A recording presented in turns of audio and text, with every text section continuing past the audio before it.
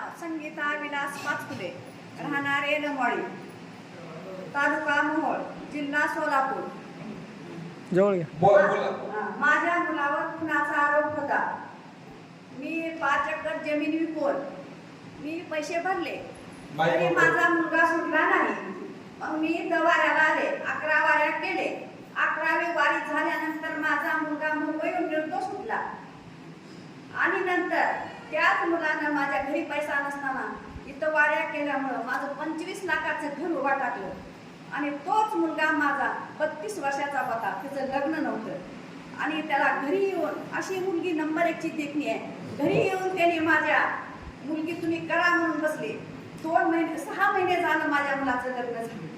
आणि नंतर माझ्या मालकाला बार्शीमध्ये ॲडमिट केलं. मग त्यांचे ब्लॉकेज गेले.